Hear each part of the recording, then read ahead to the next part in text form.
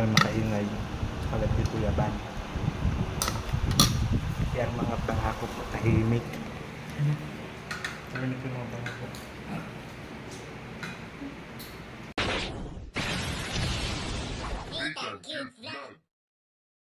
So ayun na nga po guys, nandito na tayo ngayon sa Naga Landing Pad. Kararating lang po namin kasi pumunta po kami doon sa malayo. And siyempre ang aming cook, driver na cook pa, GP Alivio. O saan ka pa? Taray, di ba? Kuya Balot papahinga. Mr. J, yan. Kuya yung papahinga na. Si Barakong Marky. Nag-ihaw ba yon? Nag-iihaw. So, ang iyong lingkod, pagdating dito, siyempre, haripas na sa CR para magligo at maglagay ng gamot. Para maglagay ng gamot, para hindi agnasin si Akla. Ayaw, di ma! Ganon talaga ang life. Parang nangangahulugang ubos na yung ano mo. Mayroon pa yan, oh. Paubos na to, pero meron pa dyan, oh. Dalawa pa yan. Kasi mahirap maubusan ng cream. Kaya mga kabayan. Pag naubusan ng cream, alam na this. Agnas na.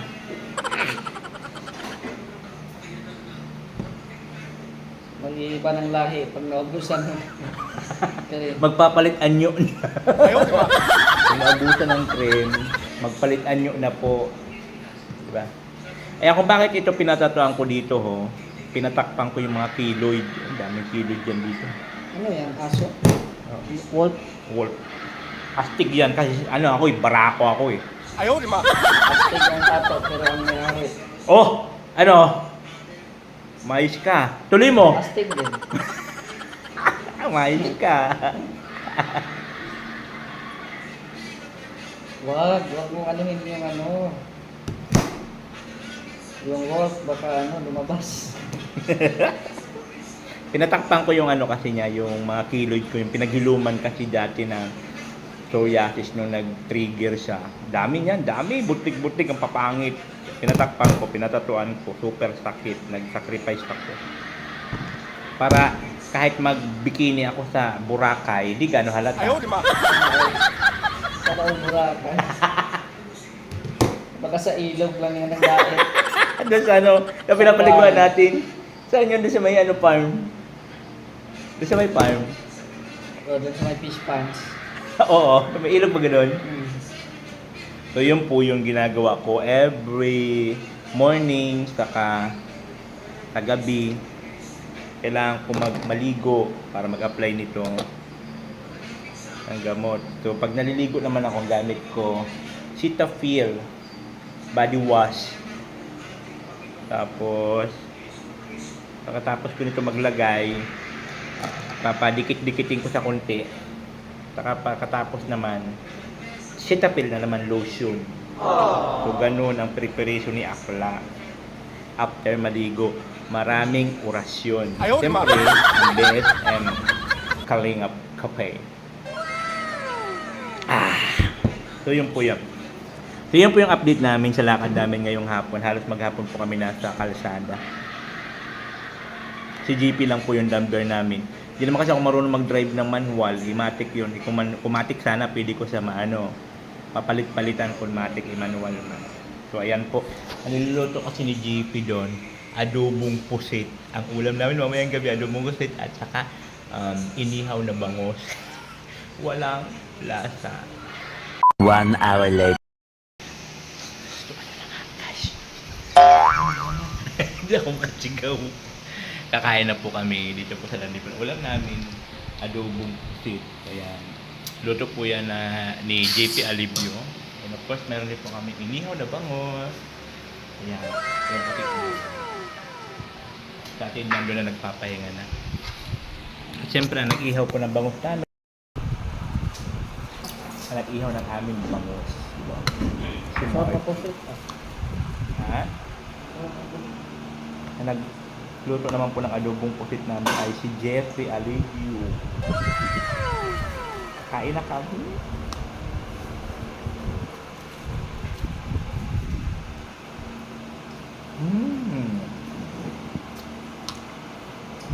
ay nasa Naga City.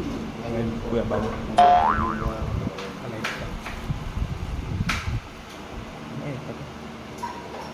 At galing doon sa Limak, Makakapa.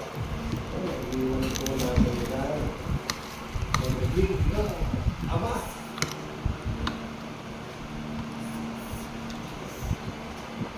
Dapat nagiging Nakalive si Kuya pa, nakalive. Gabi na kasi kami nakauwi. sa limang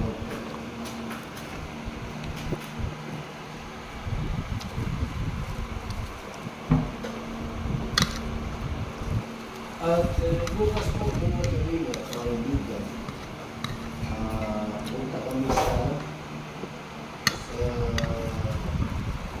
pamilyang mahusay kumanta at tumawa. Hindi pala nag-live, sir. Bukas pa.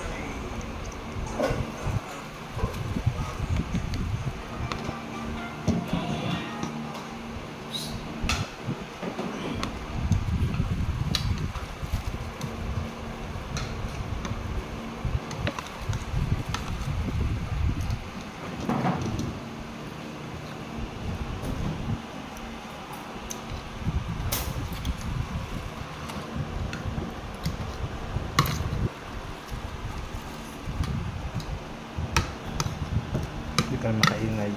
Kalab si Kuya Ban. Yan mga pangako po, tahimik. Tahimik yung mga pangako.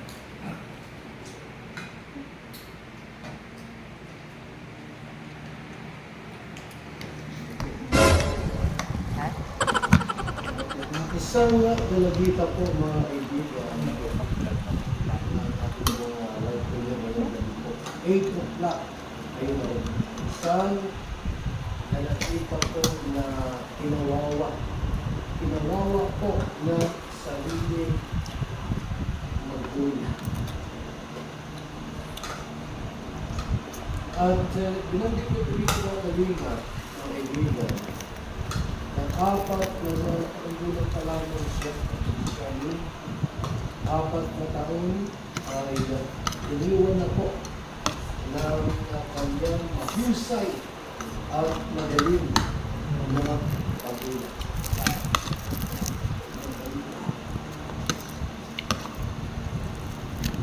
Ginawa sa sariling anak. Iniwan po 4 na taong gulang. Magaling mahusay na ina at ama.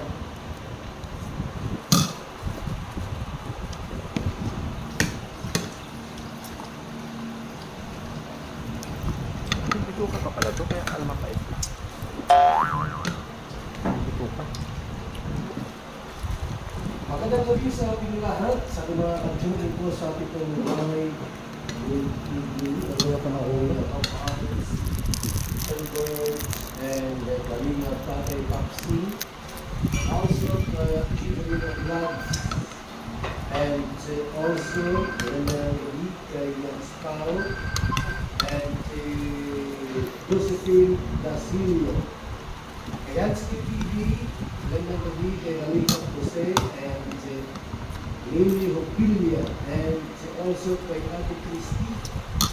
And Angel Lapulo. And also kay Solaika Unda. And Agnes Miranda. Also kay Delphine Santos and Lori D.M. Magalpok.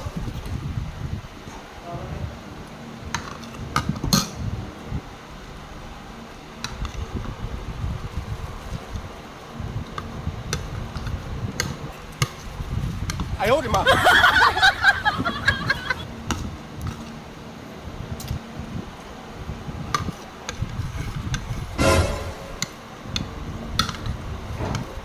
Grabe po mga kaibigan, no? Nakakita ng itong klaseng magulang. Matapos ng iluwal sa sinapunan, Tapos, gumawa ng bata.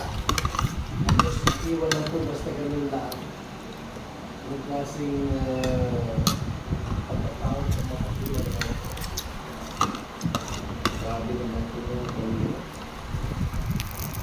Yung ginawa ko ito.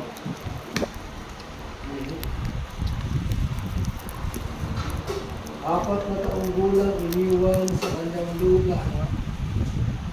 Si Charlene at ito pang kapatid. Para mabuhay po ay palipandipat ng tirahan. Nakikitira po sa mga kaibigan. Para po si Charlene ay mabuhay lang po at pag-aral. Umiskarte po sa buhay. Ito na, ito po si Charlene. Kasi yung mga magulang niya ay walang pag-ala. Ayaw, di ma! Ang goal ay itiwan na lang ang kasama. Yan po sa ating live premiere po mga kaibigan, mga kalika, makapanood niyo po yung buong kwento ng batang ito. Kasi sobrang kawawa po talaga. Isang dalagita po mga kalinga. Isang dalagita na matapos ipanganak sa muling ibabaw, basta lang po iwan. Grabe. Hindi makatao at hindi makatiyos ang ginawa po ng mag-asawang ito. Hindi maiwasan po magdamdam itong anak nila. Hindi maiwasan magdamdam itong si Charlie. Ginawawas siya ng kanyang sariling magulang. Walang support. Alam mo ginawa po niya, alam mo kung buhay, palipat-lipat sa mga kaibigan. Palipat-lipat sa mga kakilala, para lang po nabuhay at makapag-aral. Ayaw, di ma! Kinakong yung mga magulang eh. Ikaw klase, talagang mga yung mga magulang na gaya. Mga kalina. Pero yung magulang na ganyan, matapos na i-anak at inuwan, basta lang iniwan. Ano yan? Pusa. Ayaw, di ma! Ang pusa, inaalagaan nung nanay nila. Pinapasuso. Ito po, iniwan po nila yung apat nilang anak. Awag kay Juicy Vlog, shout out. Pedro Buit. And Pedulia Palas. Helen Marfil, shout out. And Pia Mix Vlog, good evening. Annalyn Rojas. And also kay Maritis Nalika. And then ganito sa ating lahat. And Oscar Bertonil. Helen Marfil. And also kay Wabaya, 1980 and Annalyn Rojas. Ayaw, di ma! Shout out po sa lahat mga kaibigan at mga kaibigan. Baka nyo po ngayong gabi, Kaba, halika at tumawa ka. Nathan Cute Vlog ang magpapasaya. Handa rin tumulong sa mga kapwa. Pagtulong sa nangangailangan, di magsasawa. Nathan Cute Vlog ang hanapin.